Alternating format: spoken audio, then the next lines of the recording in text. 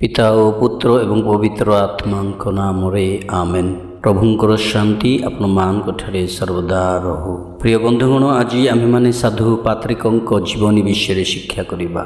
साधु पात्रिक Ireland देशर प्रेरित और इष्ट साधु जी 387 ख्रीष्टाब्द स्कॉटलैंड देशर तुम्बारोटन पाखापाखि किलपाट्रिक स्थान से जन्मग्रहण करते एवं 461 मसीहा मार्च मास 17 तारिख में आयरलैंड सौल बा सौभाल ठारे देहांत होते। तांको पिता कालपुर्नियस और माता कंचेसा अटंती।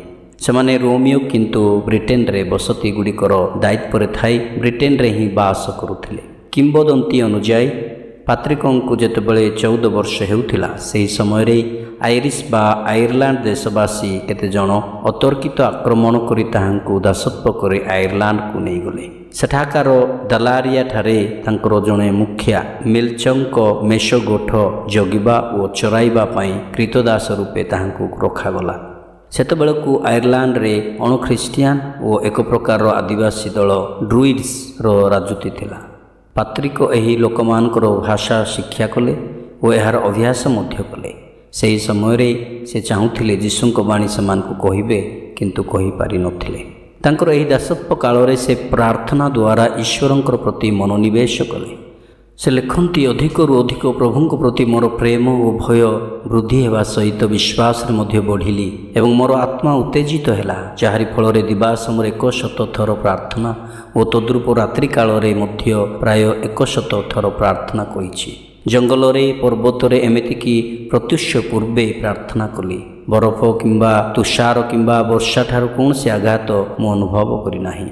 पात्रिकों दासत्व कालर 6 वर्ष बेले प्रभु स्वप्न रे ताहांको आयरलैंड को छाड़ी समुद्र कूल को लुचि पलाई जीवा पाई कहिले। तद्रूप जेतेबेले सही स्थान को से गले सेठारे से केतेक नाविकों को साक्षात कले एवं सेमाने ताहांको ब्रिटेन को नहीं गले। एही भली भावरे से निजर परिवार को फेरी गले। से अन्य एक स्वप्न देखिले जोठारे आयरलैंड लोक माने आयरलैंड को फेरी जीवा पाई अनुरोध करी कहंती, आपण को आम्भे अनुरोध करू हे पवित्र युवक आस और आम संगरे पुनर्बार रुह। साधु जर्मानुस जी कि जड़े अक्सेरेर धर्माध्यक्ष थिले ताहांक तत्वावधान से याजकता पाई 4 वर्ष काल अध्ययन कले एवं ताहांक द्वारा ही याजकता अभिषेक लाभ कले। 430 मसीह पुण्य पिता सेलेस्तीन प्रथम ब्रिटिश धर्माध्यक्ष को आयरलैंड रे थिबा स्कॉटलैंड रो अधिवासी जो माने ख्रीष्ट को विश्वास करती सेमान को निकट को प्रेरण करथिले। किंतु से अनुभव कले जे अणख्रिस्टियान माने बहुत विरोध कले, तेणु से इंग्लैंड को फेरी आसिले एवं तापरे से मृत्युवरण कले। पर समय पात्रिकों को जेतेबेले 40 वर्ष हेउथिला सही समय धर्माध्यक्ष अभिषेक देई आयरलैंड को प्रभुंकर कुसमाचार प्रचार करबा पई ताहांको प्रेरण करागला। थरे पात्रिकों को जहाज को मध्य ड्रुइड्स माने पछ को फेराई देथिले, किंतु 433 मसीहा मार्च मास 25 तारिख रे आयरलैंड रो स्लेन को से पहुंची थिले। गोटे किंबदंती कहे सेठाकार एक आदिवासी मुखिया जहाँकु डिचु बोली कहा जाए ताहांकु से साक्षात कले, जे कि ताहांकु हत्या करिबा पई चेष्टा करथिले, किंतु से पात्रिकों को हत्या करिबा पई तांको हस्त उठाई पारि नथिले। पात्रिक से मुखियार बंधु हेले एवं ताहांकु धर्म परिवर्तन कराइले।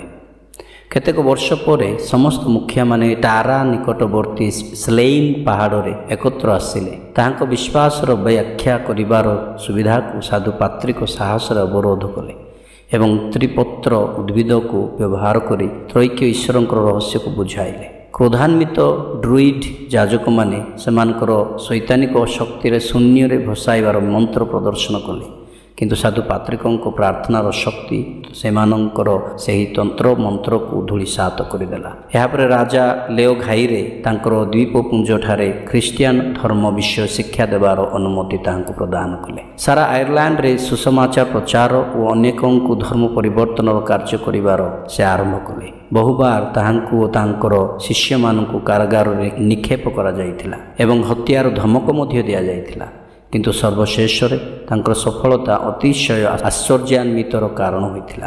ପାତ୍ରିକଙ୍କ ସୁସମ୍ବାଦ ରାଜାମାନେ ସେମାନଙ୍କର ପରିବାରବର୍ଗ ଓ ସମଗ୍ର ରାଜ୍ୟବାସୀ ଶ୍ରବଣ କରି ଖ୍ରୀଷ୍ଟ ଧର୍ମ ଗ୍ରହଣ କଲେ। ସେ ଓ ତାଙ୍କର ଶିଷ୍ୟମାନେ ପ୍ରଚାର କରି ହଜାର ହଜାର ଲୋକମାନଙ୍କୁ ଧର୍ମାନ୍ତରୀକରଣ କରାଇ ପାରିଲେ ତଥା ଦେଶବ୍ୟାପୀ ଗିର୍ଜାଘରମାନ, ଅନେକ କନଭେଣ୍ଟ, ମଠ ଏବଂ ତାଲିମ ବିଦ୍ୟାଳୟମାନ ନିର୍ମାଣ କଲେ।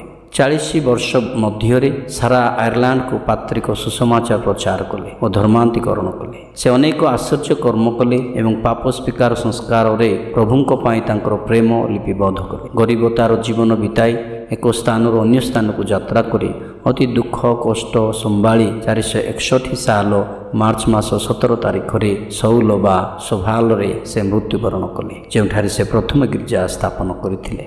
ଆମେମାନେ ତାଙ୍କର ଅନୁକରଣ କରିବା ବାଞ୍ଛନୀୟ। ପାତ୍ରିକ ଜଣେ ସରଳ, ନମ୍ର, ଧର୍ମନିଷ୍ଠ ଓ ଦୟାଳୁ ବ୍ୟକ୍ତି ଅଟନ୍ତି। ପ୍ରଭୁଙ୍କଠାରେ ଯାହାଙ୍କ ପୂର୍ଣ୍ଣ ପ୍ରେମ ଓ ଭକ୍ତି ଏବଂ ଭରସା ଆମ ସମସ୍ତଙ୍କ ପାଇଁ ଏକ ଉଚ୍ଚ କୋଟିର ନମୁନା ହୋଇ ଝଲସିବାର ଦରକାର।